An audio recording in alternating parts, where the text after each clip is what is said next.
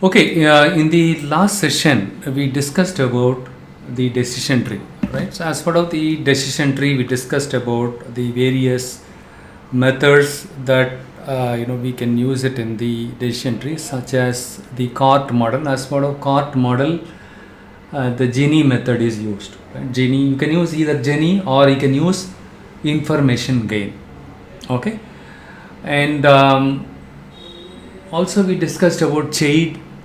Chade is for multi-way tree. If you want to create multiple tree, right? Multi-class classification problem or multi-way, instead of creating the binary way of creating the tree. If you want to create the multi-way tree, you can use Chade technique. And also we have reduction in variance. That is the one is used in random forest kind of algorithm.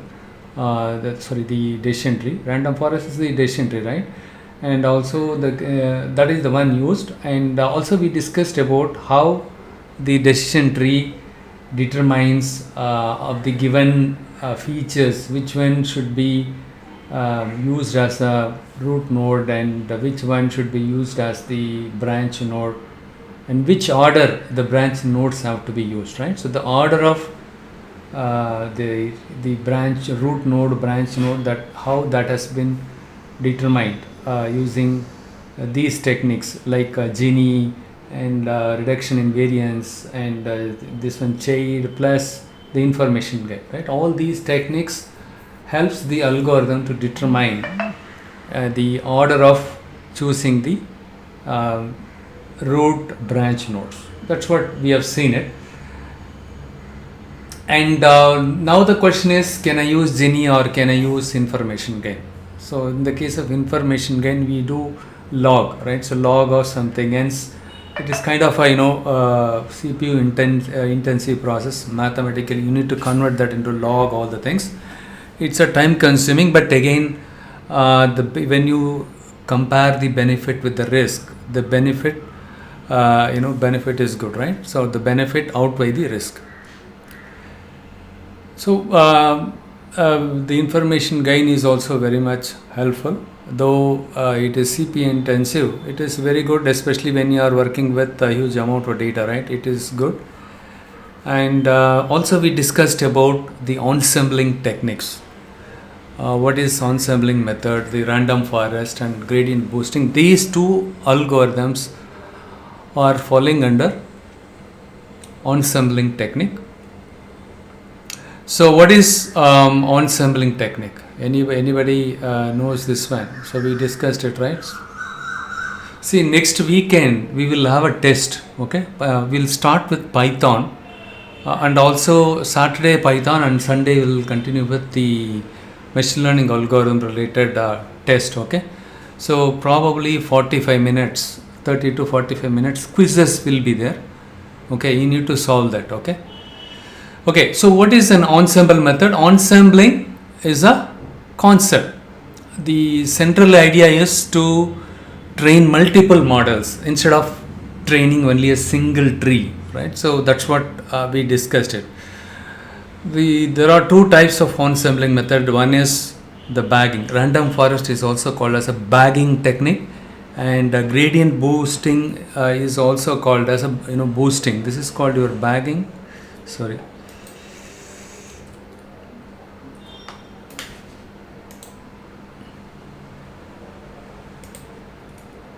This is random forest is also called as a bagging. It uses bagging technique. Okay, it uses bagging. This is called your boosting. Bagging and boosting, these two falls under the ensemble method. The central idea of the ensembling method is to use multiple trees instead of relying on a single classifier, single tree. Let's assume that this is a tree. Okay, likewise multiple trees, create multiple trees. That is the central idea of the ensembling technique. So the boosting, today we will see, right, the boosting method. Boosting is nothing but improving the many weak predictive models into a strong one. Improving the many weak predictive models into strong one, right, in the form of ensemble of weak models. The simple analogy is, let's say in your project you have, let's say you formed a team, you are a project leader or manager. In your team 10 members are there, right? So here you are you all the 10 peoples you onboarded for a data science project, right? So all the 10 people, but out of this 10 people, 5 people are not so good with when it comes to the concept and algorithm. They are not, they still need help. So what you do, you give them training, right? You transform these non-performing guys into top performing guys, right? So the same analogy is applicable here. You take all the weak performing predictive models into so convert the weak predictive models into stronger one in the form of ensemble of weak models. Okay, so ensemble of weak models. So that is the whole idea of the boosting at a high level, right? So how does this algorithm works? Random forest. Can someone tell me? Let me see how many of you can tell quickly. So how does this random forest algorithm works? Now in the case of random forest, it creates multiple trees, right? We grow multiple trees. Look here. So the tree 1, actually to solve a one business problem, instead of creating a single tree, we create multiple trees. Look here, I'll just show you in my, this is the one. Look here. So in this case, we have something a decision tree classifier. So look here. So in this case, we have created only one tree, right? We have something called decision tree classifier. In this one, we created only one classifier. See, decision tree classifier, right? So this is a single decision tree. Instead of relying on a single decision tree, we are interested in when it comes to random forest, behind the scene it creates multiple trees. That's the whole idea of it. Even in the case of boosted decision tree also, gradient boosting is also called as a boosted tree. Okay, some people they call it as a boosted tree. Even in that case, we use multiple trees. Okay, in this case, in the case of random forest, we create multiple trees as opposed to a single tree in the CORT model. The one I showed you in my Jupyter notebook, that is a CORT model. Okay, single tree we used it. So in this case, each classifier, each classifier or each learner, this is a classifier, or learners. Each learner, in this case, each learner resample the data from the training data set with replacement, and the features are randomly chosen by each classifier. Look here, I use the term classifier, right, which is nothing but the decision tree only. In this case, it is a decision tree only, right? Each learner, it is also called as a learner, right, because it is learning the patterns. Even this classifier is also learning the classifier. Each learner or each classifier resample data from the training set. So this is the training data set given to me. We already splitted the train and tested data set. Using the training data set, we train the model. What this algorithm does is random forest behind the scene. It takes the training data set and then it randomly sample the data with replacement. And also the features are randomly chosen by each and every decision tree or the classifier. To classify a new object or for a new customer, right? So for a new customer, whether he is a defaulter or non-defaulter, right? So what happens is based on the attributes of the new instance, each tree gives a classification. And we say the tree votes for that class. For example, this tree tells the customer Rajesh is falling in class A. Let's assume that class A is defaulter, class B is non-defaulter. Okay, Rajesh is defaulter. Here this person says, or this learner says, no, he's non-defaulter. He's non-defaulter. Right? The forest is nothing but the combination of all the trees. Right? Chooses the classification, chooses the classification having the most words, right? So when you look at all the classifications or the trees, the classification, right? Class B is the one, or majority vote, right? It goes with the majority vote. So compared to all these, each and every trees thing, if you take the majority voting, all these 3 trees says, oh, he's a good guy.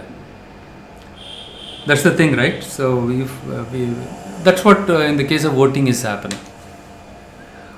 So this is right. So finally, it emits class B, the predicted, or for this customer, specific customer Rajesh, right? So this tree says is a defaulter. The rest of the 3 trees says is a non-defaulter. That means this guy is a good guy. Majority of them says this guy is a good guy. So finally, the predicted output will be B. Right? The forest chooses the classification having the most words or the majority words. Right? The overall, the trees in the forest, right? So when it comes to regression, so this is the classification problem. In the case of regression, housing price prediction, how it works. One second, sorry.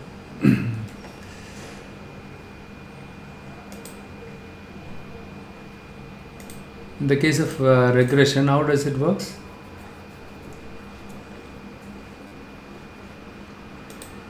In the case of regression also, it uses multiple trees, but it takes the average of outputs by different trees. Let's say the first tree says $500. Let's say 500. Here if it says 425 and 510, let's say here it says 492, takes the average of all these outputs in the case of regression. That is how the random forest algorithm works for the regression problem. So using random forest, you can solve both regression as well as the classification problem. This is what we discussed. And what are the advantages and disadvantages of random forest? It solves both the regression as well as the classification. It handles the outliers and also missing values and maintains accuracy for the missing data also, right? It's less likely to overfit the model, and also it handles the large data with higher dimensionality. The important aspect of the random forest and the gradient boosted decision trees are like, it helps us to do the feature selection. It automatically does the feature selection. I showed you in the last session in my Jupyter notebook, right? Even if you have any regression problem or if you have any classification problem, instead of using the stepwise regression, better you can use random forest, or you can use boosted decision tree. Boosted decision trees, when it comes to accuracy, it is for good. Most of them they use boosted decision tree only, right? That's what I discussed. Even in the case of Kaggle competition, if you see, most of them they would have achieved the higher accuracy of the model because of implementing the boosted decision tree only. So now let us take a look at how does the boosted decision tree works. Right, so this is what in the case of gradient boosted decision tree, right? So this algorithm, what it does is it uses an iterative approach to combine all the weak learners to create a strong learner by focusing on the mistakes of prior iterations. First, what it does is it creates one tree. Okay, first it creates a single tree, and then what it does is, and it sees whether and then it evaluates how many of them are positive, how many of them were correctly classified, how many of them were incorrectly classified. See, it starts with creating a single tree, and then the next step is the output of this single tree. Like I showed you class A, class B, right? How many number of customers this decision tree correctly classified as a good customers, wrongly classified as a bad customer. And then what it does is in the next iteration, it places a higher weight for those customers that it got wrong. Actually, out of let's say 10 records are there. Of the 10 records, 5 records are wrongly classified as a bad customer. Out of the 10 records, 8 records are good customer. Of the 8 are good. Okay, of these 8 good customers, my first tree correctly classified, 3 customers are good, and wrongly classified 5 customers as bad. Actually, these 5 customers are good only, but my model was not able to correctly classify these 5 customers. So what it does is it will create another tree. This tree, what it does is it gives higher weight to this one, plus something like that. Okay, 1 second, I'll show you this one. Look here. So look here. In this case, 1, 2, 3, we are 2, 4, 5, 6, 7, 8, 9, 10. 10 records are there. Of the 10 records, right, the pluses are one class and minus are another class. Let's say pluses, they are profitable, minus is non-profitable customers. Okay, I call profitable customers as the good customers, and non-profitable customers a bad customer. So in this case, it has drawn a straight line here. That means whatever the observations that were classified as plus, were placed in this one, but these 3 plus, right, were wrongly classified as a bad customer. So that's the reason why these 3 records are falling on the right side of this one. Ideally, these 3 plus should have been classified correctly and it should have been placed here. There is a misclassification of it. So the next tree, what it does is, it is something like that. Say, let's whatever mistake you do, right? So let's you develop one software application. What your manager says is, hey, he's a junior guy, and let's say you are a project leader. He tells you, hey, he's a junior guy. You pick up his code. Whatever he has done, you take the code, and then wherever he made a mistake, you correct it. Not only you should review it, okay, you should also fix it. Right? So what you do in the next iteration, let's say he's a developer, fresher, and you are junior developer, okay, you are a senior developer. What you do next tree, in the next iteration, it creates a tree.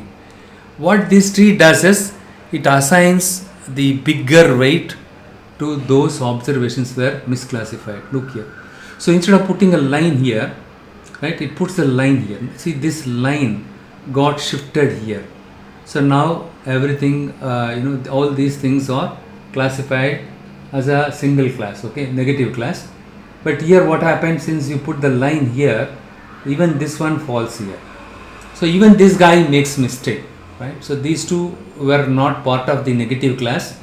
But look here, in the previous, whatever, this guy or the decision tree, whatever the wrongly classified, you put more weights. That's the reason why I put the magnified, or I increase the size of the plus. That means the model, what it does is, the next tree, what it does, hey, these 3 customers were wrongly classified, hence it gives more weightage. Again, it creates actually another tree. Hey, even this tree, this guy has done a mistake. Instead of putting the line, it puts here. Look here. So here also a negative is there, right? Ideally, this one supposed to be here, right? And what it does is, okay, now this pluses are there, but these things were wrongly classified, right? So 1, 2, 3, because here these two were these two observations should have been classified separately in this block, right? But instead of this, you put the line here, and this falls along. This classification falls along with this one. Hence, these were all wrong. Okay, 1, 2, 3. 1, 2, 3. Let's 3 here. Okay, 3, and 2 of them are correct. 1 went here, right?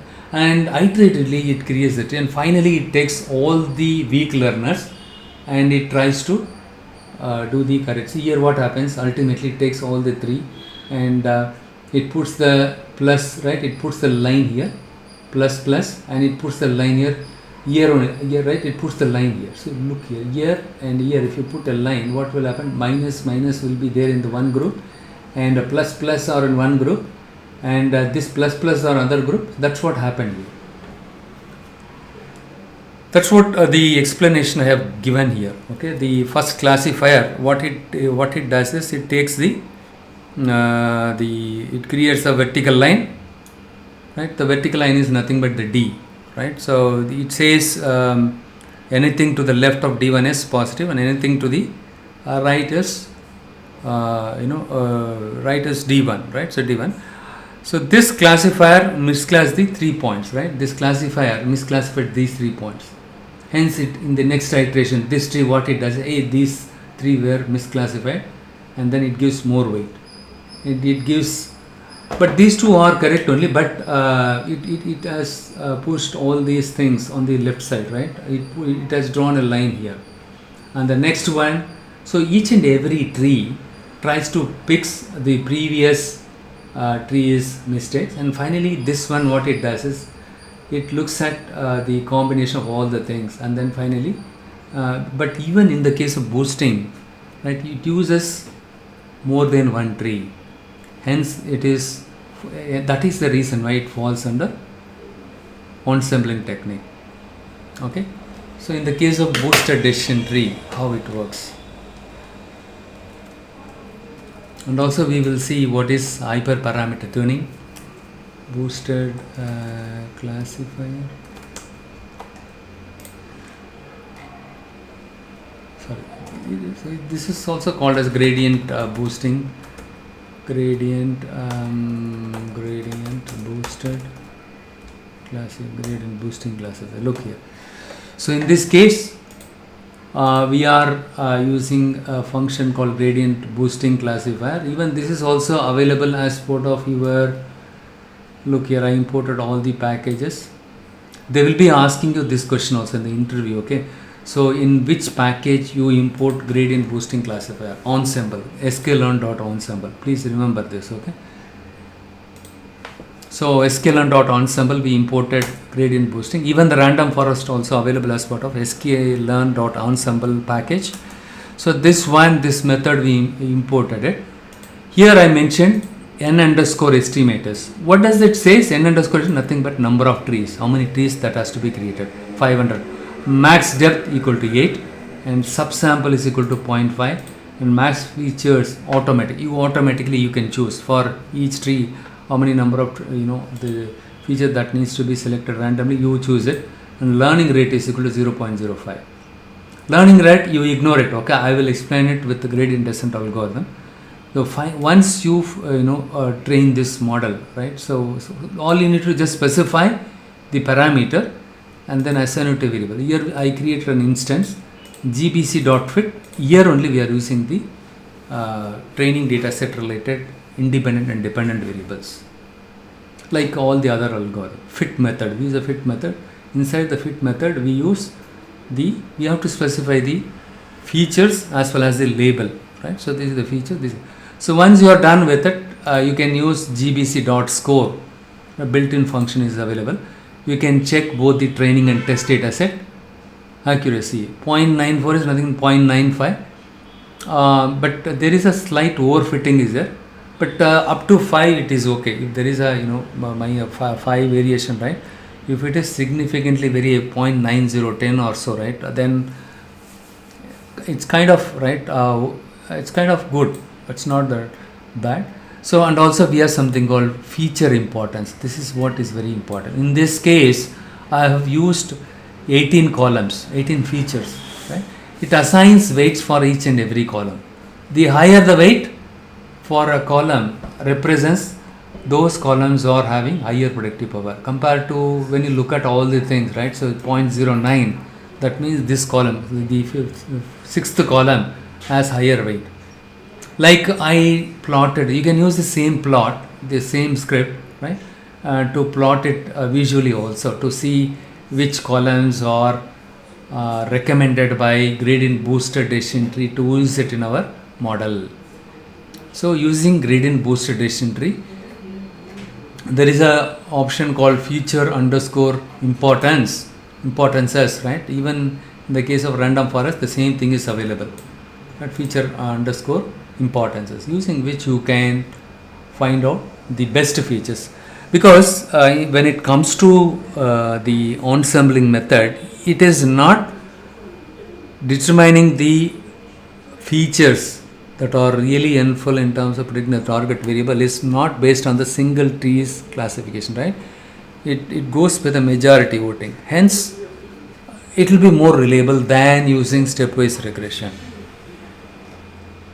And then what you do is you check this one. You can plot the confusion matrix. You can create a confusion matrix for this also, and then compare the misclassifications. Okay, the false negative and false positive. You can compare it. Obviously, right, when you use the gradient boosted tree, right, these two were 36 and 4, right, you can see some amount of some reduction will be there. Instead of 36, some 34 will be here, 4 instead of 4, 2 will be there, right? So you can probably take my script and execute each and every cell, okay, and you just check it. So that is how you can find the score, okay. The score will be definitely much higher than this one. Look here, RFC score is 0.937, if you round it up 0.94, right? But when you use this one for the training itself, 1, it comes 1. You are not supposed to get 1 means overfitting, okay. Here itself we can see, sorry, I was wrong, I told you both of them are somewhat closer, but still you are not supposed to get 1. That means some overfitting is happening.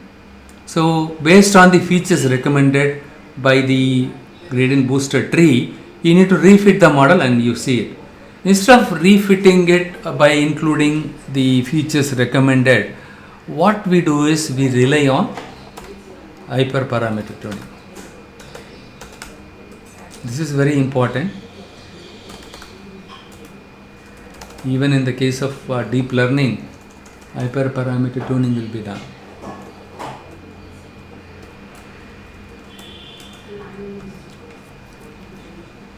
Right. So what is hyperparameter tuning? Hyperparameter tuning is nothing but for the same parameter we give different values.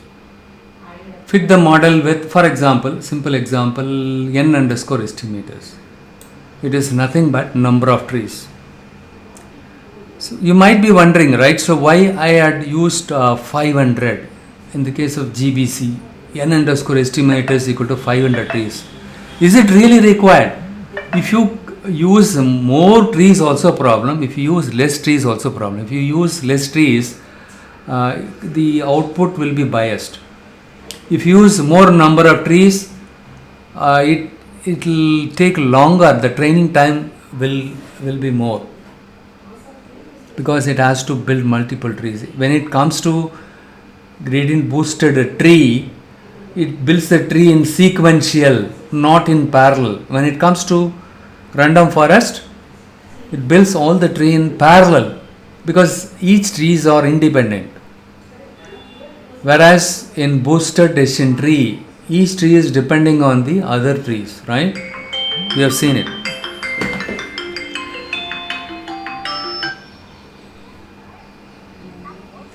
I'll call you back. Each tree is depending on other tree, right? So in that case, what will happen is you cannot, the training time will be more here when it comes to, that is one of the disadvantages of the gradient boosted decision tree.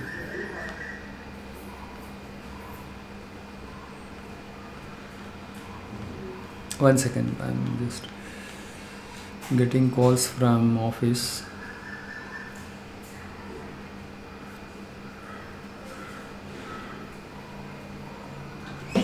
Fine, so that is the one. So what, right, so even in the case of these boosted decision tree, right, the disadvantage is it can overfit, even that also overfit. But to overcome that, if you do the hyperparameter tuning, we can address that issue also. Okay. So first of all, what is hyperparameter tuning, right? So the machine learning algorithms are kind of a black box for us, right? So we give the input and we get the output, right? So for the dependent variable, we have to pass the independent variables, which is nothing but our features. And then it produces either the predicted label output or the predicted probability. But in between the input and output, we don't have any control. We don't have any control. Right? So, but there are some parameters we can control it.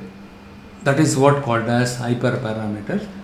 And in the case of support vector machine, right? So when you do hyperparameter tuning, it will improve your model accuracy. It has a significant impact on that. Even in the case of boosted decision tree, random forest also, we can find a significant improvement when it comes to the performance. And at the same time, if you know the optimal number of trees that are required, right? What you can do is you can use those numbers and then you can deploy it in the production so that the training time will not take longer time. So what we do is we take each and every parameter. For example, this is nothing but number of trees. First you build the model with 50 trees and tell me the accuracy. And next you build the random forest model with 100 trees and tell the accuracy.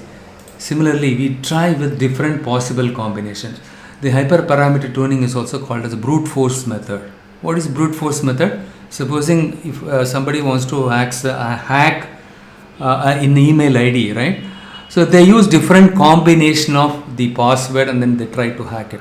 The same way here, we use different possible combination of values to get the optimal value for the parameters. So bootstrap, what is bootstrap? Bootstrap true, randomly sample the data with replacement.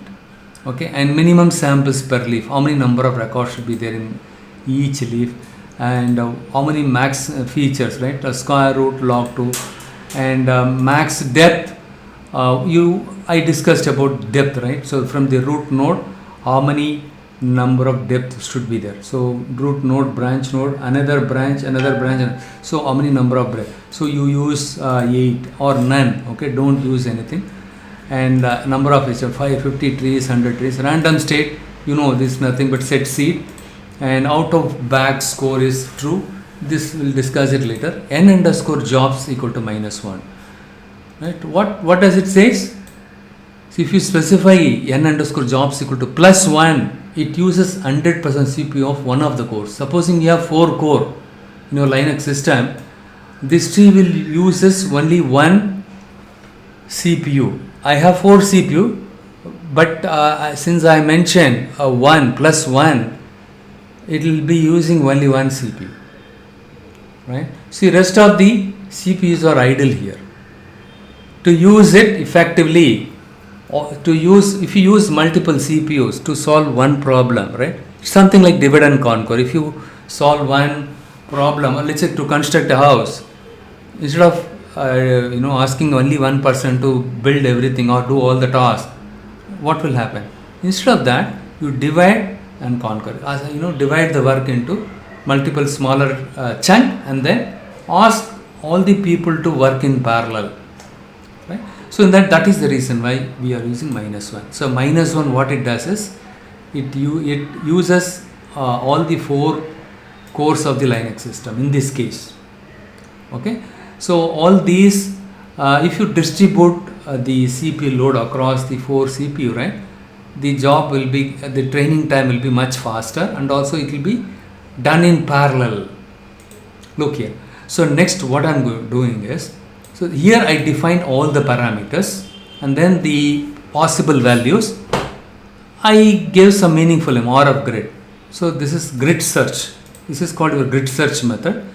Hyperparametering different search method are random search, grid search, and Bayesian search. Likewise, different searches are there. We'll start with the grid search. Okay. So here I defined all the possible values for the hyperparameters. These parameters are tunable. The rest of them we cannot tune it. So I assign a variable called R of grid. So now what I do is I import something called grid search CV.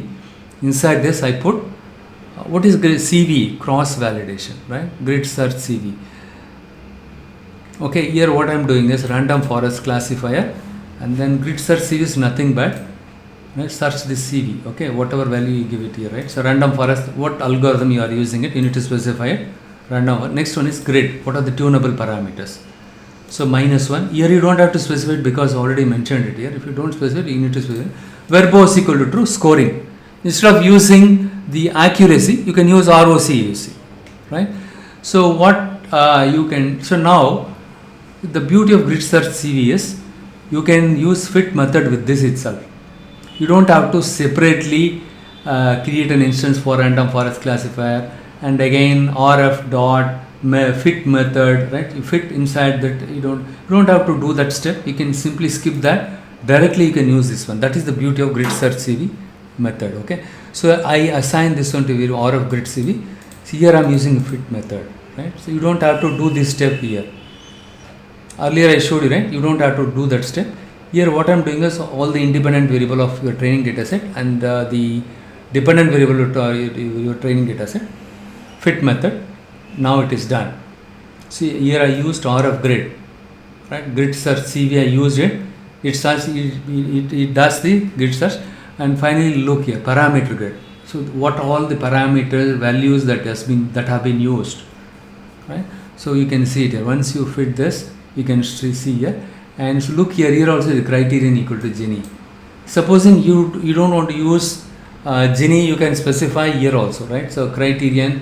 Oh yeah, you can specify here also. Whereas in RF grid, so with Gini inside this, right? You can specify what is that criterion? Criterion colon square bracket inside the code Gini comma entropy comma none. You can give, right? You see, right? So you can check of those thing which one is accuracy is good and how long it takes the training time. Everything you can check it. You can probably take that as an assignment and you do it. Now I trained my model. I did the grid search. Okay. And finally, what happened? Look here, parallelly it is building the trees, right? See if it. And next one is you can ignore. See, and finally RF grid CV in the case, right? So dot or grid CV dot best params. See RF grid CV, right? Or dot parent dot after you execute this one, and then if you type best params, it's look here.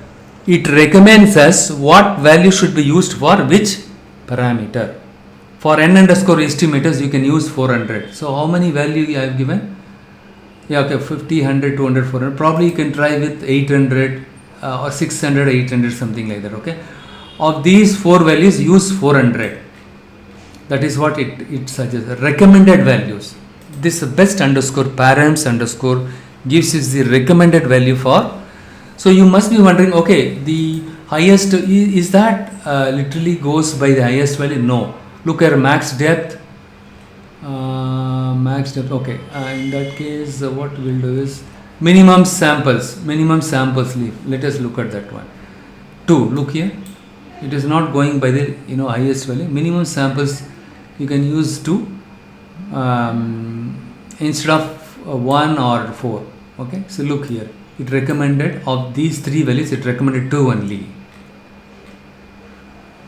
Right? So best underscore params underscore your model name or the grid CV dot, if you give like this, it gives you the optimal value for the parameter.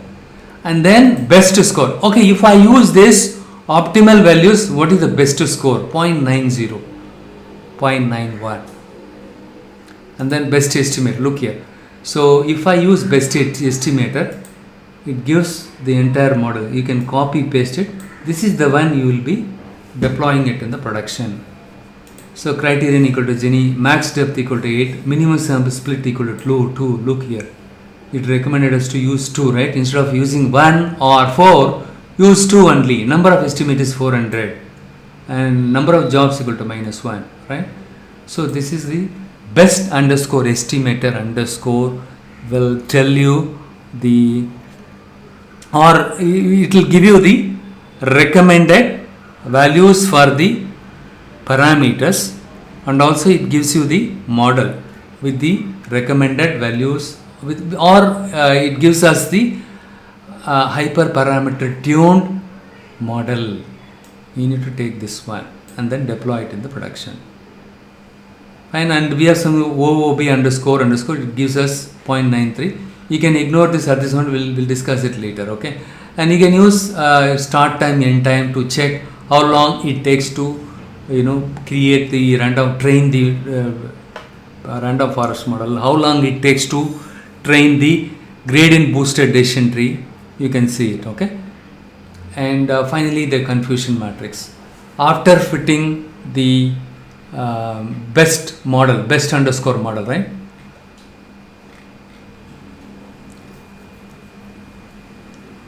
Best underscore estimator underscore. I assigned this to a very best model, best underscore estimator underscore.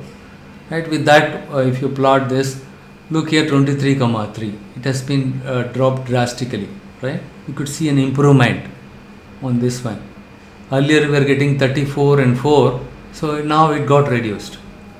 Similarly, you can try for the gradient boosted decision tree also. Okay. And also you have something called XGBoost.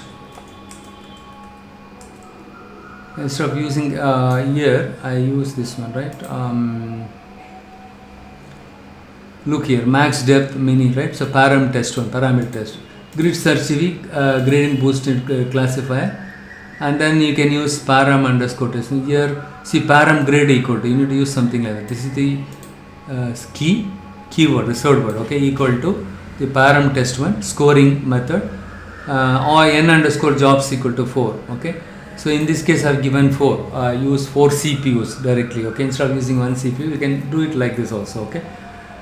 And 5 folds, you can use 5 folds here, okay. Instead of using multiple folds you can use 5 folds. Satya, here how test and train is defined, Satya? Same way. Like 0.6 or 0.4 like that in... No. See what I did, don't see what I did.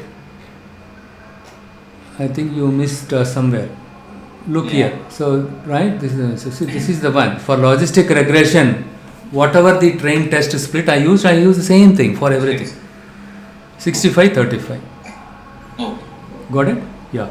So what you do is you don't change the train and test split ratio. Okay, that's a good question, right? Maybe for different algorithms should I use different? If you try with different split, you will get confused, right? Okay. Even with the logistic regression, when you change the train and test split, you will get different ratios. Okay, the accuracy, all the things. But the question is, if I use 65-35, my accuracy, I'm getting one value for the accuracy, and if I use different train and test size for a same model, I get different values. So how do I deal with that? So that is the reason why what we are doing cross validation. You got it? What is cross validation? Tenfold cross validation. I'm talking about tenfold cross validation. So in that case also that is helpful. And the next one is, importantly, you need to remember this one. What is that? Threshold. Look here. By default, this algorithm, the logistic regression algorithm, what it does is 0.5 is the threshold value. This you need to remember that. 1 second. Right. The threshold of 0.5 is used by default for binary problems to convert predicted problem into class predictions. Convert predicted problem into class prediction. The support is the number of samples of the true response that lie that class. Support is the number of occurrence that each class. Okay, tell me what is the advantage of using confusion matrix and what are the disadvantages of using confusion matrix? Confusion matrix helps us to understand how many number of observations were correctly classified, how many number of observations were wrongly classified as false negative, false positive. That is the advantage of confusion matrix. But the drawback of confusion matrix is it takes only the values, binary values in the form of zeros and ones. It is not taking the predicted probabilities. Remember this interview question. It takes the predicted label output value 0 or 1 only.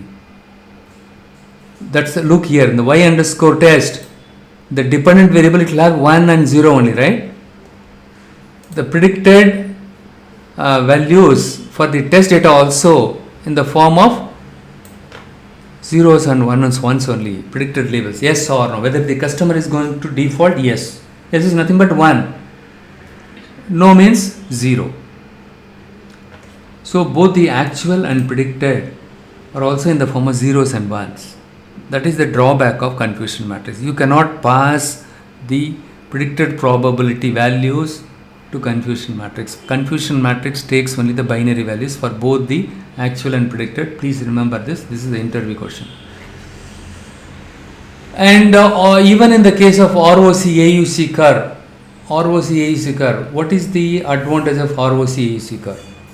Here also it takes the binary values, right? So actual and predicted values are also in terms of zeros and ones only.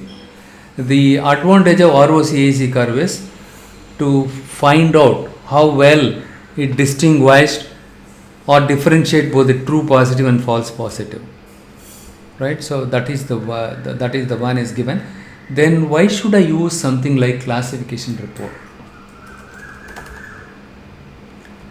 So then why should I, apart from precision, real call, accuracy, see score, using score you can get the accuracy. It's a built-in function that is available. Using score you can get the accuracy. Accuracy is one of the metrics. Remember this. It is not an English word, right? When it comes to classification, accuracy is the metric name. We can get the value for the accuracy using dot score function. But then why should I use, look here, I'll just show you here.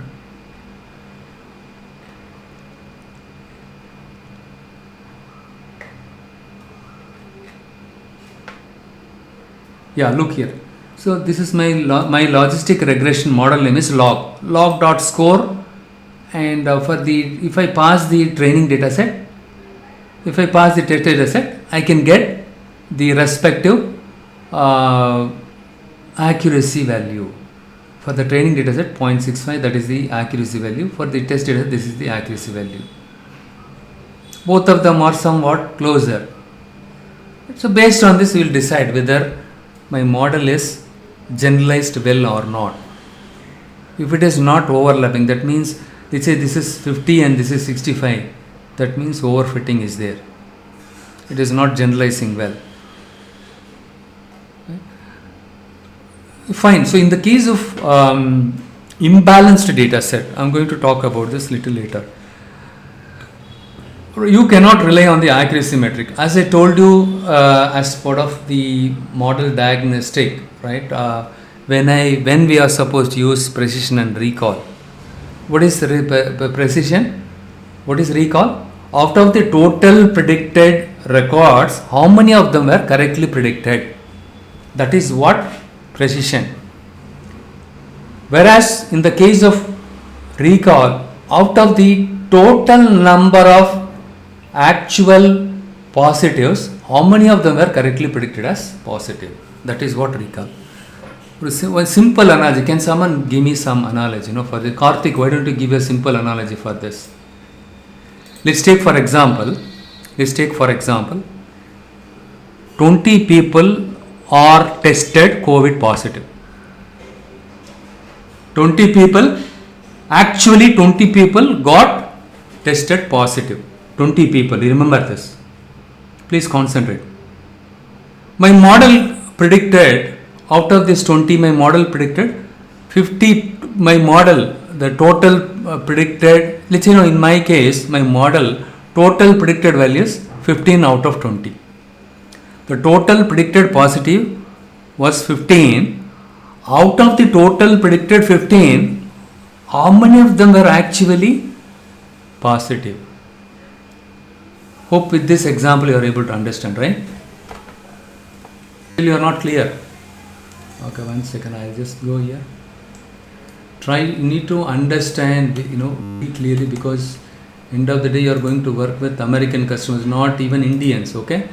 they will literally screw you, but they will not give you everything in detail. Okay, like I sent you few weeks back, right, about the training schedule. So most of them you understood. It was only on Sunday, right? So okay, let's say 20 people actually tested positive. Actually they are positive. 20 people COVID positive, right? What is precision? 15 out of 20. Exactly. Total positive was 15. Total predicted, let's say my model predicted only 15 positive, but out of the 15 predicted positive, how many of them were correctly predicted as positive? Let's say you have your model correctly predicted. See, 20 people are there. Of the 20 people, let's say you have plus. Or let's take a simple example because of space issue, right? So 2, 4, 6, 8, 10, right? And 10, let's ignore this one, right? Let's say your model out of the 20 positive, right? Your model in total predicted 8 of them were positive. 8 of them only positive, only the total, right? This is the total. Your model as a total predicted positive. Your model has a capability to predict the total positive value itself 8 out of the 20. That is your total predicted positive. Because this model, specific model, right, which I built it has a capability to identify only 8 positive. Out of the 8 positive, okay, let's okay. Okay, and remaining 5, right? Remaining 5 are COVID negative. Okay, and I have 5 negatives are there. But out of the 8, my model capacity is to, out of the 10 predicted, so 10, right? Out of the 10, my model was able to detect only 8 positive. Total predicted positive 8. And out of the total 8, in the 8 layer, how many of them were actually positive? See, it is not 8 in the sense, not all the, this one, right? So it could be this one also. 2 plus let's 3, 4, 5, right? You just look at this circle. My model predicted 8 positive cases. Out of the 8 positive cases, how many of them were actually predicted positive? Correctly predicted as positive? 5. How about others? Why there is no response from others? Ilana, you take this example, fish here. So let's 10 red color fishes are there. You use the fish net. And you wanted to capture only the red fish, but but in the net, right? When you took the net, after some time you let's say you casted a net on a river, and after some time when you lifted the net, so you could see, but you actually wanted red, right? So in that pond, let us assume that instead of saying river, let's say in that pond, 10 fishes, red fishes only is there. Only 10 red fishes are there and 5 blue fishes are there. All you need is red fishes. But your model took, you need how many fishes in total? Red fishes? 10. But your model captured, your net, right, captured 10 fishes. But out of the 10, 10 fishes it captured, right? So 8. Out of that, see, when you casted a net, you are not lucky. Instead of getting 10 red fishes, you are getting only 8 fishes. Does that mean all the 8 fishes are red fishes?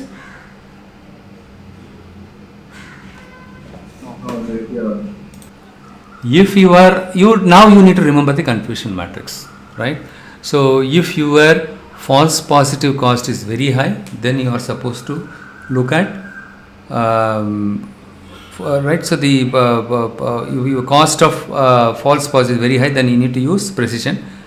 If the false negative cost is very high, then you need to use recall. Apart from this, you have to use precision and recall in the case of imbalanced data set. Imbalanced data set. What do you mean by imbalanced data set? We'll discuss it little later. Okay. Now I'll go back to this script. So now you understood what is ROC-AUC and confusion matrix. I repeated it once again, and also I'm sure you will get confused with this one also. That's the reason why I explained you. Right? Precision and recall in the case of imbalanced data set, this one should be high. If this is less, right, you need to increase this one. How do we do that? We will discuss this later. Okay. And also, right, how do we do that? One way of doing is by doing the feature selection, by performing the feature selection in terms of identifying the right set of features. You can reduce the value, and you can increase the precision recall values also. Right? Fine. So I explained you with example, right? In the case of with the confusion matrix, I put some sample data: true positive 0 and false positive 0. True positive divided by false positive, false negative, false positive, right?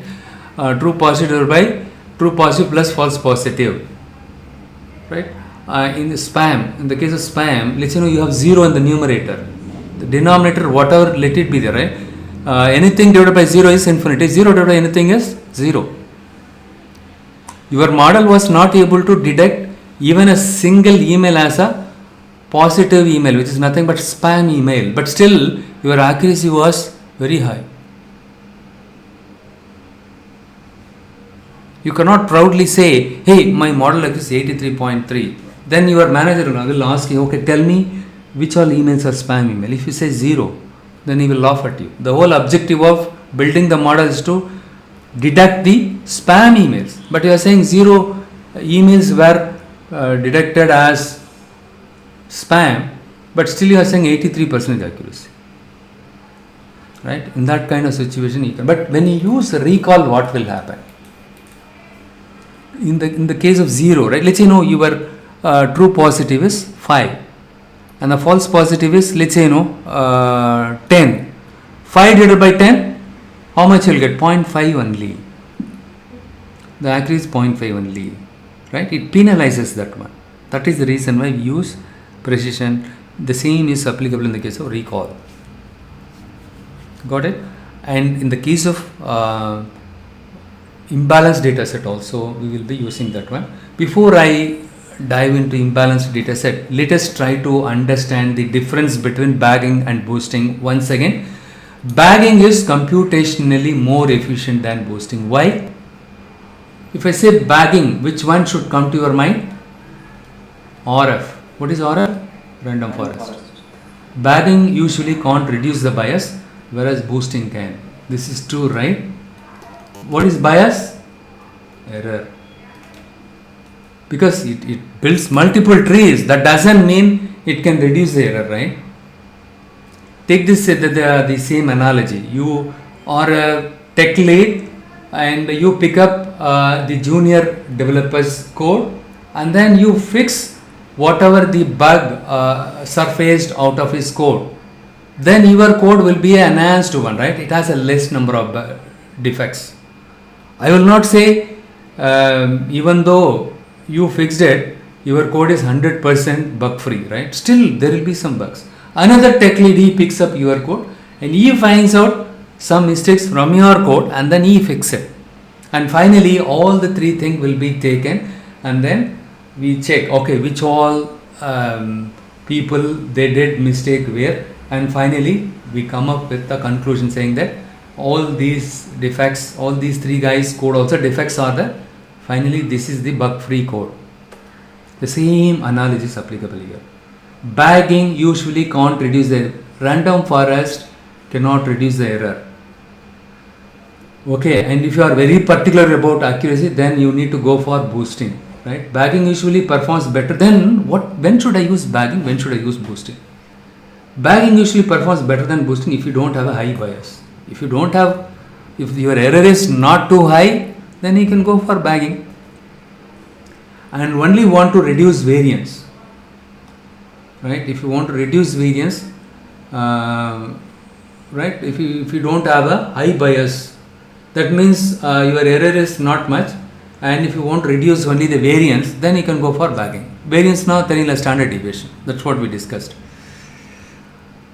So this is the difference. But when you use gradient boosting, one thing you are able to understand very clearly is the bias will be less here. Okay, the bias will. How about variance? Variance will also be obviously less because you are using the ensembling. Ensembling is nothing but the group of trees, right? So bagging, that is the difference between these two. The other difference is you can build the tree in parallel in the case of bagging, whereas when it comes to boosted decision tree, you have to build the tree in sequential. So hence the training time is more in the case of boosted decision tree. It solves both. Even in the case of boosted decision tree, you can solve both regression classification. You don't have to do too much of data pre-processing. It accepts any types of continuous or ordinal and outputs feature importance, feature selection, right? That is the important aspect of both bagging and boosted decision tree. You can do feature selection using gradient boosted and random forest. The training time obviously takes longer time because each and every tree is depending on other tree, more likely to overfit because it obsesses over those ones that it got wrong, right? That is one thing. So in order to tune, it has more number of parameters, but how can you overcome this one? By properly fine tuning the model, you can improve, you can address this overfitting issue also. We have something called early stopping. We will discuss about that later, okay? So these are the tunable points. In the interview they'll ask you, can you tell me which all parameters that you tuned it? Can you tell me the hyperparameter name? N underscore is nothing but number of trees, very easy to remember. Max depth, right? And minimum samples per split. And leaf node, max number of features. All these things are tunable parameters.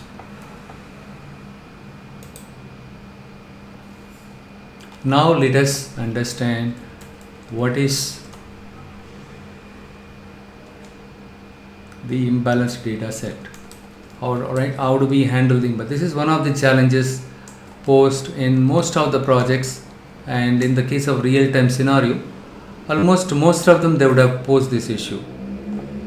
The imbalanced data set. You can tell at the time of interview about this also. What are the challenges that you posted? So the data set was not clean, and also too much of dependency from the application owner.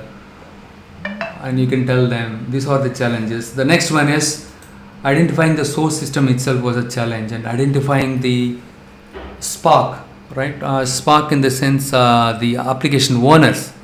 And the next step is data cleaning took longer time. The one aspect is a lot of the data were not clean. The other one is the business logic was too complex. And if you say too complex, they will ask you, give me an example. Okay. And other one is like, as I told you, right, the complex one as part of missing data imputation. Right. So some cases you have to rely on the master price list, and some cases you have to rely on your existing data, what you have at your hand. And some cases you have to get the response from the stakeholders. There is a time delay. These are the challenges. And other challenge is imbalanced data set. The given data set was imbalanced. So what is imbalanced data set? Which is nothing but the presence of minority class. In a simple one-liner, the imbalanced data set is nothing but the presence of minority class. Look at this visually here. So we have two classes, blue and red, right? Which one is more here? We have more number of blue colored ball circles are there, or balls are there. Hardly few number of red colors are there. But so of these two given classes, this one has less number of records, or less number of balls are there. So this I call that as a minority class. Very simple, isn't it? So minority class. So this is the majority class, this is the minority class. When you find the minority class in your data set, then you have an imbalanced data set. Whatever the data given to you was imbalanced. So now the question is, how less is minority? How more is majority? Look at this data set. Look at this one. This is my target column. Right? In my target column name is fraud. Let's say in the case of banking transaction or lending institution, right? In the data set, they have something called is fraud. Whether the transaction is fraud or not. So they flag the fraudulent transaction fraud and non-fraudulent transaction non-fraud. But when you count the total number of fraudulent transactions, only 40 transactions are fraudulent. The rest of them are non-fraudulent. Right? So in the case of banking, you cannot find too many fraudulent. Though they have enforced the security, everything, still there are some kind of security breaches there. Classic example, SBI Bank ATM story, right? All of you must have known this. So that kind of thing. Oddly few transactions were fraud, and majority of them were non-fraudulent. But if you look at these two classes, the total number of records belonging to each and every class, the fraudulent transaction, if you see, oddly less number. But if you find out the rate, 40 today 1960 into 100, you will get only 2%. So imbalanced classes often considers imbalanced as the minority class 10 to 25. In reality, data sets can get far more imbalanced than this. Sometimes you will get 1% also, 2% also, right? Challenge presented. What are the challenges? What am I going to? Okay, let it be there. Let the data be imbalanced. Why should I worry about this? It can give you the biased predictions. This is one issue. Other is misleading accuracy. Your accuracy, you have a matrix called accuracy. It will show more. Right? You cannot rely on the accuracy metric. I'll show you why in the subsequent slide. And when should we use? When do we have to be very? When do you have to be cautious? Can you tell me the use cases? The credit card accounts are defrauded. Not all the customers are frauds, right? Only 2% of the credit card accounts are defrauded. And rare disease diagnosis. Only few people, they develop some kind of health problem. And manufacturing defect rates. Not all the items where, but oddly few defects you can find because they have their continuous improvement process, everything. They would have improved everything, right? So in the case of the 10-year or 15-year-old manufacturing units and all, right, the defect rate will be very less. They would have learned the lesson from the previous batches, right? So these are the applications you will be finding these issues. And look at this confusion matrix. Look at this confusion matrix.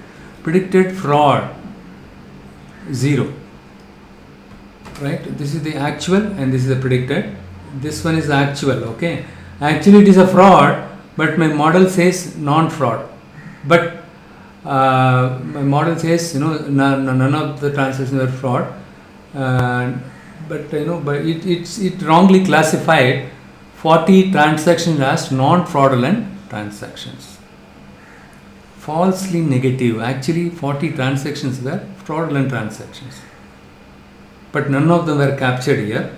Non-fraud also, 0 here. Non-fraud correctly classified as non-fraud. See, non-fraud. So this actually this many number of records were non-fraud. This is also non-fraud. It's correct. But 40 transactions were actually fraud. But my model wrongly predicted not a fraudulent transaction.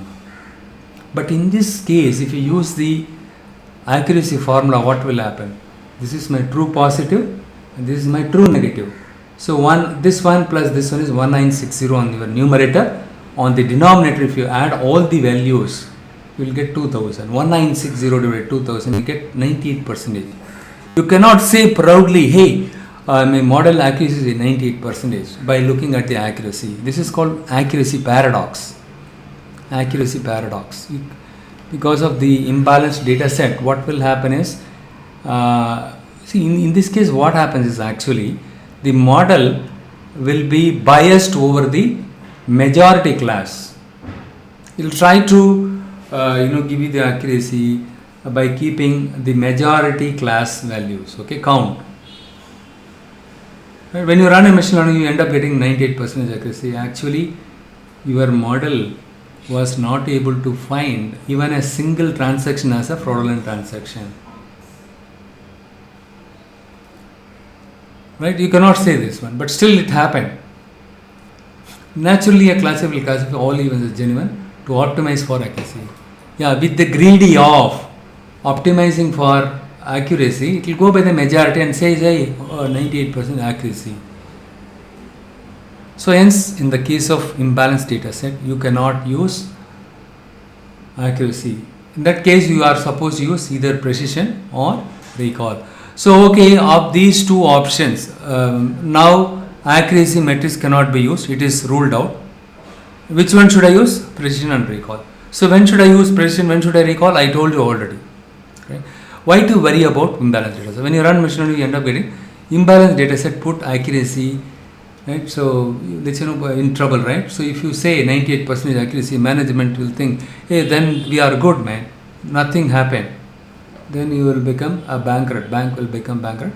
So how do we address this issue?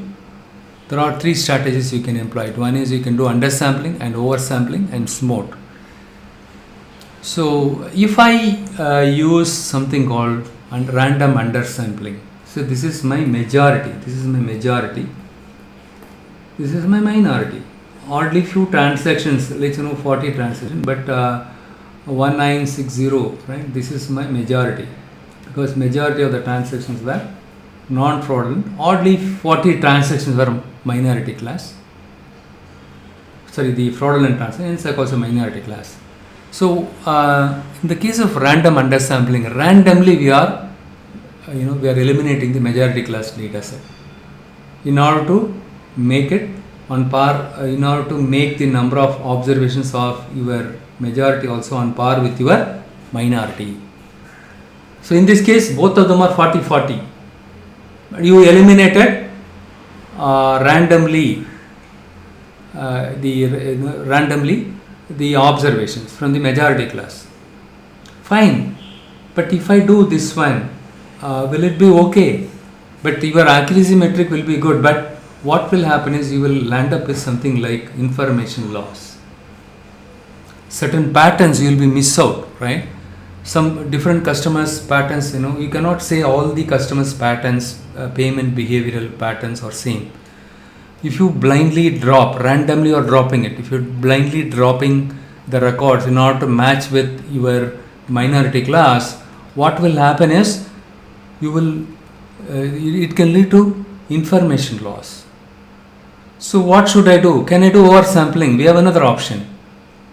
What I do is I randomly sample the minority data in order to replicate this one, right? It's kind of a replication. Copy this one randomly and then make it on par with this. So this also 1960, this also 1960. Well, that's in that case, what information loss will not be there, but it can lead to overfitting because of replication. This is the problem with oversampling. Undersampling is also a problem. Oversampling is also a problem. In the case of undersampling, information loss. In the case of oversampling, overfitting, because we are copying the data repeatedly, right?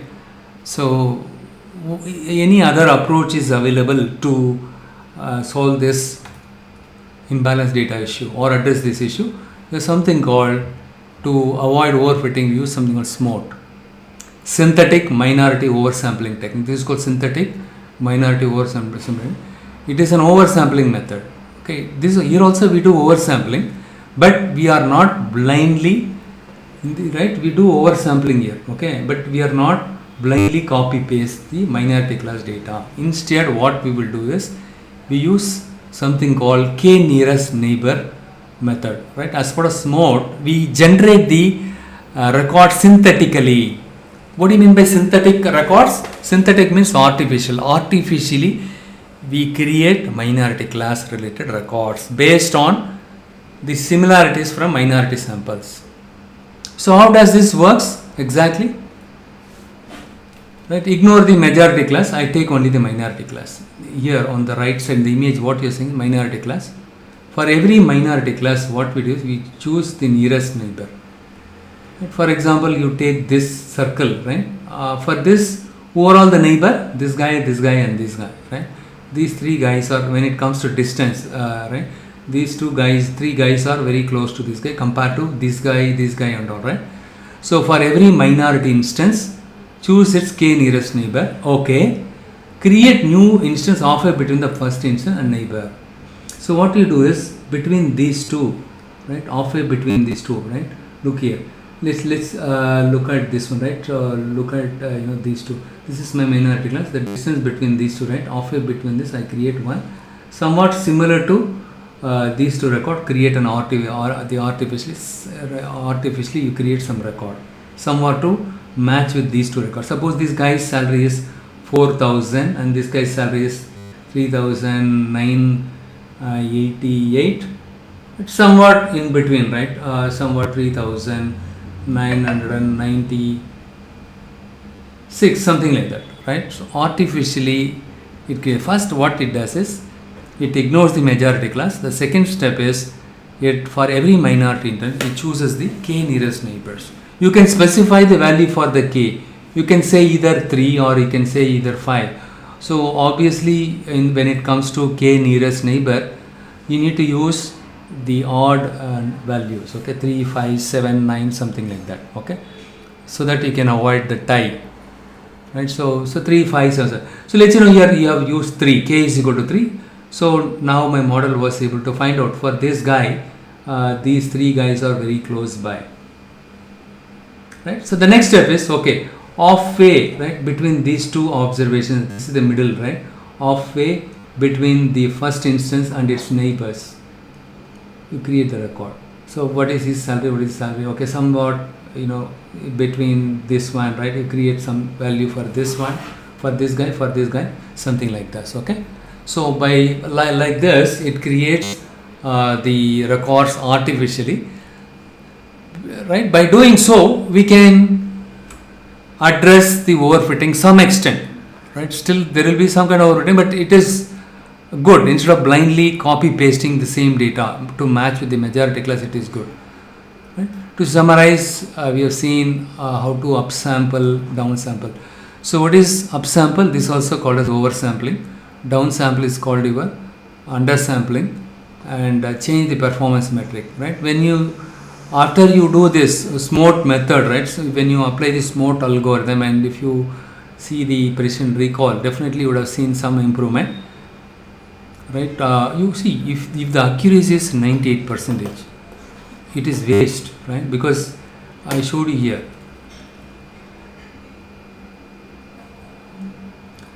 So I cannot tell my management, see, let's say you took a lot of time, right from the problem definition to till the model building, you pose a lot of challenges, including this one. And finally, if you go and tell him 98%, and when they manually check it, they found 40 transactions were fraudulent, and still if you say 98%, or literally if you go by the management goes by your word, right? So there will be a loss to the bank. This accuracy is not good. See, how many number of fraudulent transactions in total happen here? Only 40. Still you are not able to find out one. Your model was not able to find even a single fraudulent transaction. Still if you say 98%, right, then you are exaggerating.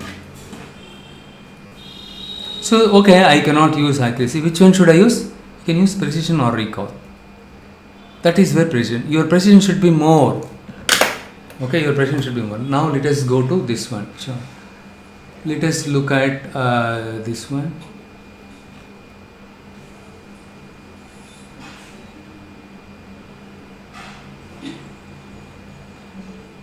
Logistic regression model.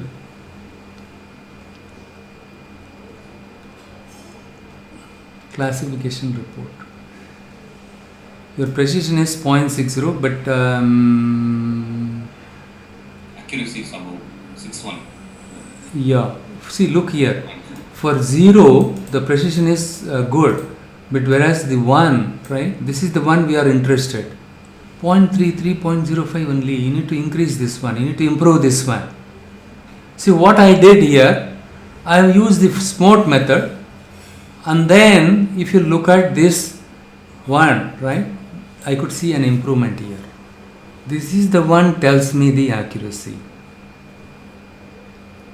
right? So you cannot literally go by, even in the case of the churn model, right, which I showed you, it has some imbalance in this data set, right? 14% of the churners only are there, right? Out of the total number of customers, only 14% of the records were, ideally it should be equal, 50%, or it should be somewhat approximately same, right? It should be approximately same. It need not to be 50%, right? 50 or 40 or 42% or 48, and 52, then it is good. But 14% only, or this is also imbalanced data set. When I use this one, the accuracy was something, it says something, right? Good.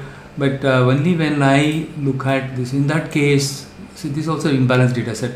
Say I applied SMOT model. Let's look at the technical part little later. First look at the metrics. What is the improvement? 0.61, 0.65. So this is the weighted geometric mean of these two things, right? And this one tells us the 0.63. The combination of these two, it says this is what your metric now. This is the metrics you are supposed to use it, 0.63. Right? So we are able to improve the precision and recall. You need to improve the precision and recall in this case. And so okay, now how does this algorithm work? SMOT, you need to install something called imbalanced learn, imbilearn package.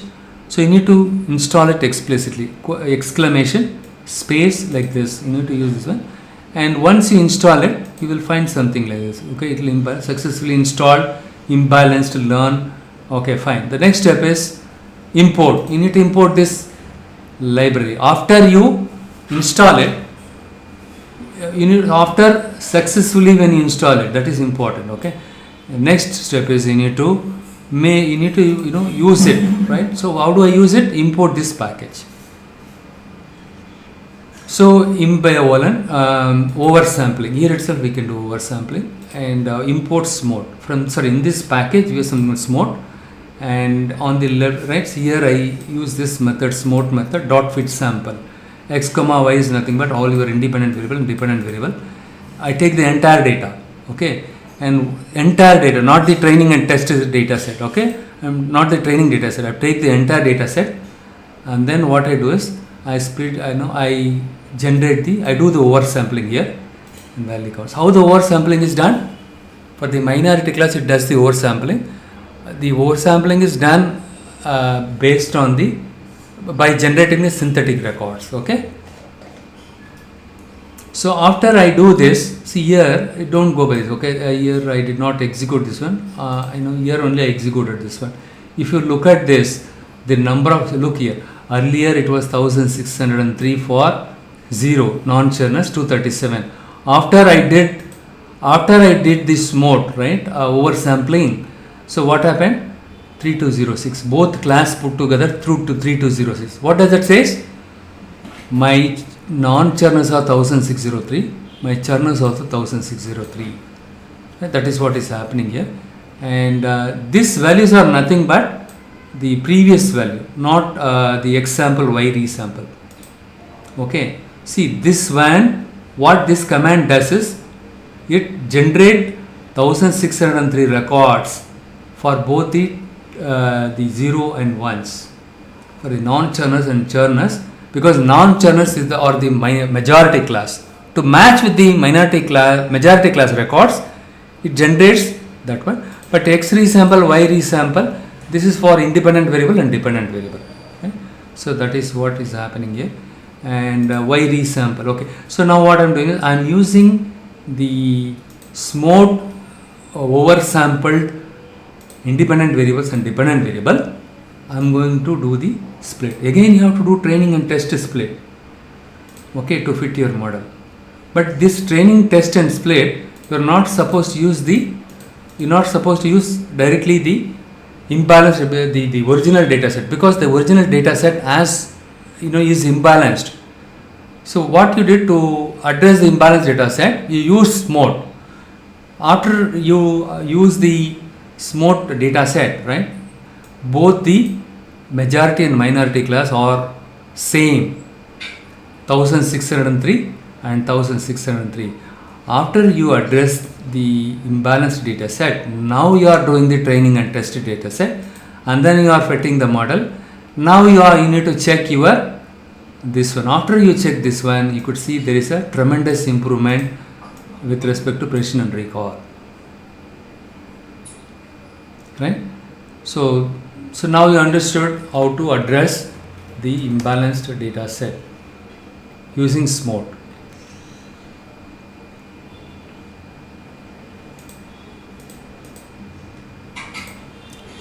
Right, so now after addressing the imbalanced data, we are able to change the performance metric. So the interview, they'll ask you, how do you increase the precision and recall? In the case of imbalanced data set, first we need to convert or transform the data set as a balanced one. We can use either the oversampling. In fact, in my case, I used a SMOT, and by using SMOT, I was able to improve the precision and recall. We can say that way also. See, once you balance the data set, you can use tree-based algorithms, right? Instead of using logistic, in my case, I used logistic regression because of the time constraint. You can try with the boosted decision tree and gradient boosted tree and the random forest. With that, you can see an improvement here, right? You need to check this one precision and recall for the one here, right? So definitely there will be some kind of improvement. And we have something called SMOT ENN and SMOT 2MAC. We'll discuss this later, okay? And as I mentioned, right, we have some production releases going on. I'm getting a lot of calls and messages, right? Keep getting it. So with that, I'm going to wrap up this session. What we will do is we will continue tomorrow. Tomorrow, what we will do is we will take a look at the clustering algorithm and k-nearest neighbor. Hey, 1 second. Even though I have some production problem, let it be there. So we'll cover another simple algorithm, okay, before I wrap up this session. K-nearest neighbor. K-nearest neighbor. So as I told you, the K, in the case of K-fold cross validation also, we have to specify the value for the K. K is the kind of hyperparameter, okay? And K is, in the case of K-nearest neighbor, K is nothing but the number of neighbors. How many number of neighbors you need to compare it? For example, you all people are in Chennai, but let's few of my people are in Bangalore. So you people are very close by to me. But still, I need to say how many number of neighbors I need to use it. In Chennai, let's 5 people are there. Though they are neighbors to me, of those 5, how many of them are very close to Adayar? Right? So you need to specify that. It's a lazy learning. The k-nearest neighbor also called as lazy learning. This is the disadvantage of k-nearest neighbor algorithm. Even to predict one record, it has to see, when it comes to the training time, the training time is very less, not much, but the prediction time is very high when it comes to k-nearest neighbor. That is the difference between k-nearest and all the other algorithm. The k-nearest neighbor is used in almost in many places. I told you during the data imputation about the k-nearest neighbor, right? You can use KNN to perform the data imputation. That way also you can, your accuracy will be kind of good. Step 1, so there are 3 steps. If you remember these steps, that's all here. This algorithm is over. You need to define the value for the k. Like I said, how many number of neighbors I have to specify, 3 or 5 or 7. in the case of k nearest neighbor, you need to use the odd values. Why? I'll tell you later. Okay. The next one is, the second step is, first you need to specify the value for the k, and second is, right, how many the distance, you need to find out the distance. 3 people, let's say, 3 people, three neighbors I mentioned. So those 3 neighbors, I need to compare the distance. Okay, I need to find out the distance. Okay, and then I need to assign the new data point to the category based on the majority vote. For example, we have 3 different classes. This is a, let's say, green, blue, and this is a dark blue. Let's say dark blue. This is the new instance. I need to say whether this guy belongs to, let's say, these people are high income, low income, medium income group people. So I want to predict whether this guy is falling in which class, high, medium, or low income group, right? So in that case, if I say k equal to 3, right? So which all values are very, this one is closer and this one is also somewhat closer compared to other one, and this one is closer, right? This one, and let me use this one. Let's say k equal to 3. If I use k equal to 3, what is going to happen?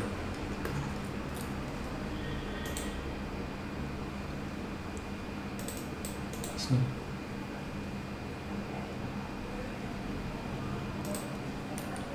let's say if I use something went wrong.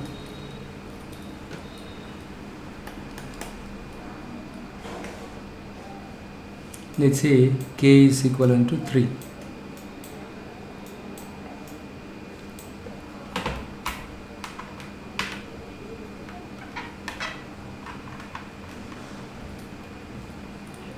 Yeah, k equal to 3, and for this guy I need to decide where to put. Can I put him here? Can I put him here? Can I put him here? Which is nothing but, so this person, the new person, can I in which class should I put, can I assign him? Which class should I assign this guy? This customer is a new customer. Okay, so first I defined the value for the k equal to 3. So what are the 3 nearest neighbor? This person, right? This person, 3 nearest neighbor. And then I see which one is very nearby, right? So this guy is very nearby compared to all these 3. Hence, this guy will get assigned to this one. It's very simple. That's all. That's what I meant. Let's say you want to classify the orange instance X into a class. Here there are 3 potential classes, right? And we computed the distance. All right, simply the distance. Okay, and then the next step is the first step is you need to classify the instance. You need to specify a number of neighbors. Find the neighbors by computing the distance. Once you compute the distance, you are very clear, right? So this person, when it comes to distance, right, this is very less compared to all the other instances distance. See this one, the distance is 4.5, this is 3.1. So these 2 guys are very close, and hence I'm going to place this guy here. Very simple. And in the case of classification, how it works, I'll directly jump into this example. For example, in the case of defaulter, I wanted to predict this customer. All these records are customers records. This is the age of my customer. Let's say a new customer, age 48, and he applied for the loan 1,42,000. So my model has to predict whether this guy is going to default or not. So for that, for this guy, right, entire record, it has to find out the distance between this record and every other record. How? How the distance is computed? There is something called Euclidean distance. By default, Euclidean distance is used to compute the distance, right? So which is nothing but square root of this value, this person's age minus this person's age squared. You need to square it. Okay, 48 minus 25 square, and this person's loan amount with this person, subtract this one from this, or this one from this one, right? With this one you cannot do it. It's a categorical variable. All the numericals. So the other important thing you need to know is, in the case of KNN, all features are supposed to be numerical. Only then you can do arithmetic operation, right? 48 minus 25 whole square, 140 to k minus 40 k whole square, you can do it. So now what you do it? 48 minus 25 whole square plus this one minus this one whole square, and then you need to take the square root of this one. See, if I do this one, I get if you take 1,42,000, all these things if you do, right, finally you take the square root, I get 8,000.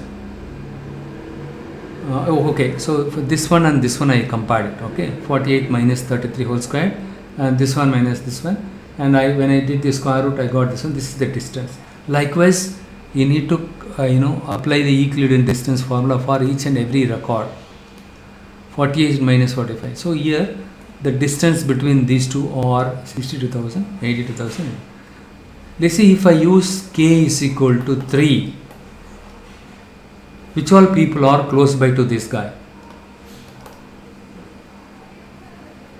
Very simple, yaar. Look at the distance.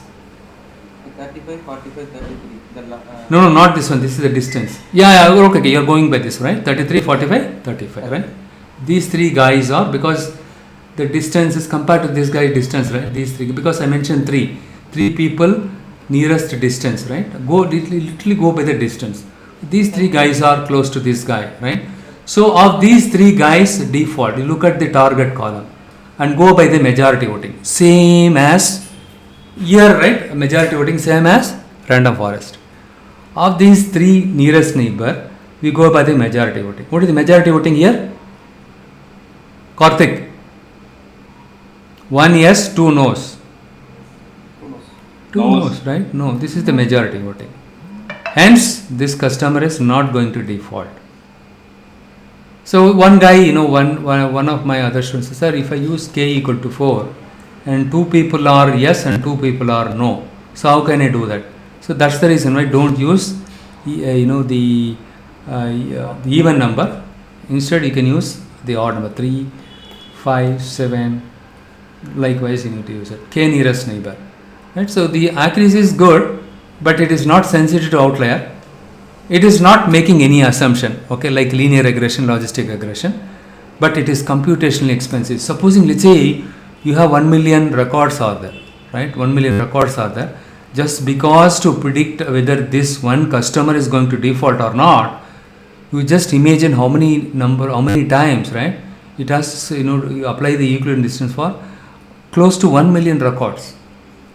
During the time of prediction also, right? It is highly CPU intensive process.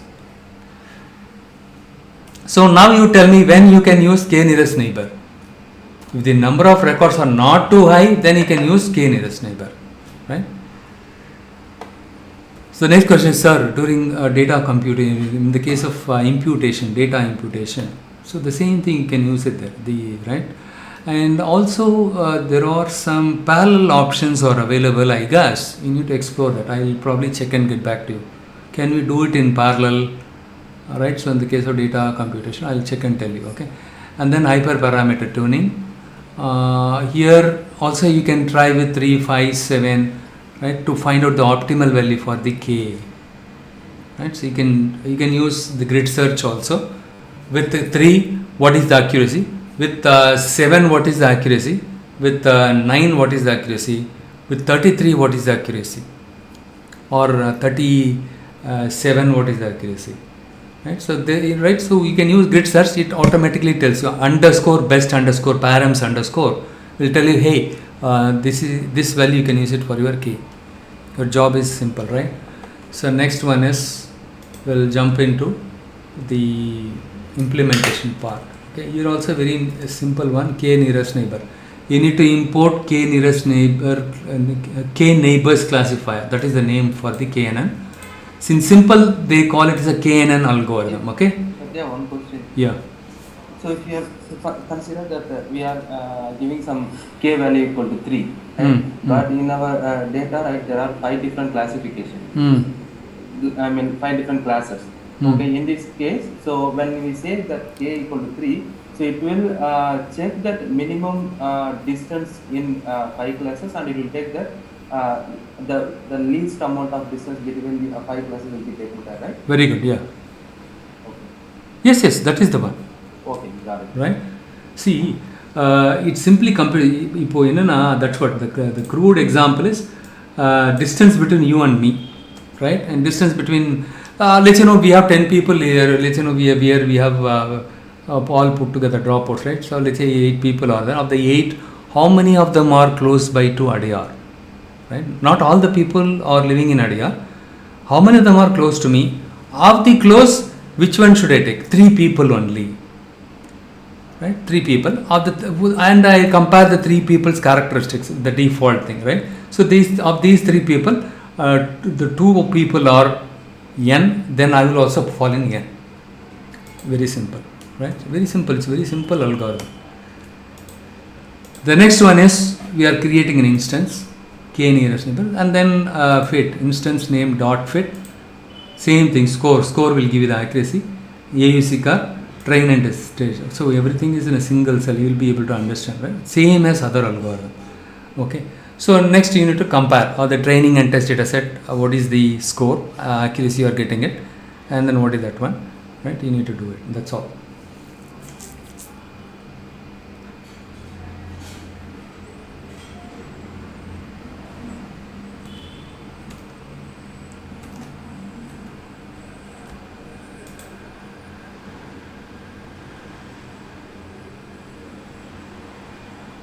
So so that's all. Okay, what we will do is today I covered the ensembling techniques, which are nothing but the bagging and boosting.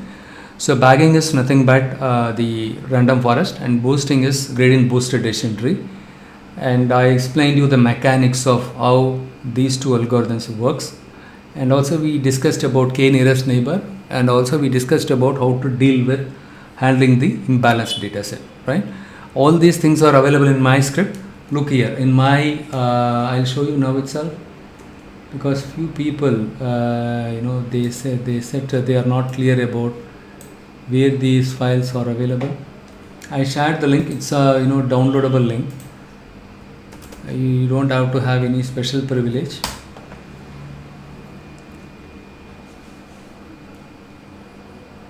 If you go, I shared this link also directly. Okay, you don't have to worry about the folder inside this one. Look here, this is the one. This is a bug free code. You take it in case of any issues, right? You know how to fix it, right? Try to fix it. But I'm 100% sure whatever I'm showing here, the same things are there. I lost this file from my laptop also. In fact, I downloaded from this one only today to give you a demo. Okay. So you download. Only problem where you will pose is, while all the whichever packages that are not available as part of the installation of the Anaconda, something like IMB Learn. I told you, right? To do installation. Exactly. That's the reason why I put that line also here. Okay, IMB Learn. I trade in R also. We have to do pip install all the time.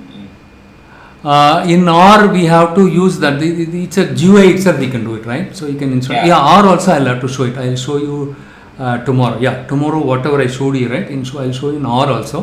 Correct. Good that you reminded me. Right. So imp learn. Right. So once you do this, sometimes you will pose some issues. Okay. When you execute this, it will throw some. You don't have access all the things. Okay. What you do is you just go to the let's it will throw an error, and then it show you the folder name. For example, this is the one.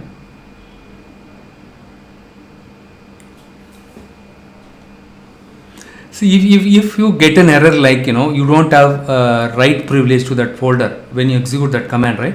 Go to that folder and select the properties, and then give all privileges, and then go back and rerun it again. The problem will get sorted out. That's all. That's the workaround for this. Once you install it successfully, the next step is import it. That's all. Right? And when I gave the demo of this one in the past batch, right, it was working for sklearn version 0.22. Which one? The imbilearn. Okay. And when I used the older version of the sklearn, right, it was not working, and it took almost 3 to 4 hours to find out the problem. And finally what I did, pip install, directly I specified the version name 0.22. But now 23.2 latest versions are available, you will not run into any issues. But the only problem where you will run into issues are like something like, here now I fixed it. I was getting an error like C colon uses for this folder you don't have write privileges, so failed. So what you need to go to this folder and then right click it, and the properties you go and check. You have something, security will be there. You select it, give full control. If you give full control, and once again if you come back and run it, it will get installed. But at the end of the day, you should get this message, successfully installed, and then you import it, it will get imported successfully. Okay. Every once in 2 months or 3 months, right, they keep including new methods. They are what do you say, certain methods obsolete. They make it a certain method name itself obsolete. That is the problem. Okay. Anyhow, you try my script. This is the folder, I shared it today also, right? And go here and you can download this, and the data set also you can find it here. You just do Control F, churn, and the next one is the PyChurn dot. That is the one I used it. Okay, download it, and you need to give the folder name correctly, and then start execute it. That's all. You learned hyperparameter also, tuning. Do try with gradient boosted decision tree also, the hyperparameter tuning. Okay, and explore the internet and see, right, what are the parameters that there are. And also importantly, you go and check in Kaggle. Most of the Kaggle competitions, they would have used GBM or XGBoost. XGBoost is an advanced version of this one, right? So there they use regularization. We'll discuss that also tomorrow. Okay, so and check what hyperparameters they used it, and how with that hyperparameters they are able to improve the accuracy. During the time of interview, they'll ask you, can you tell me the hyperparameter name, and after that, how did you implement this in production, all the things. The deployment part we'll see it later, but as of now whatever I covered, you just be thorough with it. And importantly, the assignment which I gave it, and I guess I shared the link also, right, for the solution in my website. Yes. Yeah, you just go through, and that is in R. Okay, and similarly you need to do it in Python, right? So try with Python and submit your assignments before next week session. Okay, before 4th of July. Okay, so what are the tomorrow I will complete the unsupervised machine learning, and including the market basket analysis. We are done with majority of the algorithms. Next weekend, neural network and support vector. Though neural network is important algorithm. Okay, with that, we are almost done with all the supervised machine learning algorithm next weekend. Okay, and followed by next weekend, we will take 1 week break, and I'll give you assignments. You start work on the assignments. Okay, and then what we will do is I will create a WhatsApp group. You all can do brainstorming and work as a group to solve those things and try to increase the accuracy like anything. Okay, and followed by that weekend, we will have a session for deep learning. Okay, we'll try to wrap up deep learning and natural language processing also that weekend by spending more hours. Okay, does it sounds good? Yes. Any questions? But I don't know how the other people will cope up with this, and they are dropping like anything. Anyhow, I'll take care of this. You just watch my video. Since you don't have any questions, I'm going to wrap up, and also I have a lot of other calls. Okay, we'll circle back tomorrow same time. Okay, bye.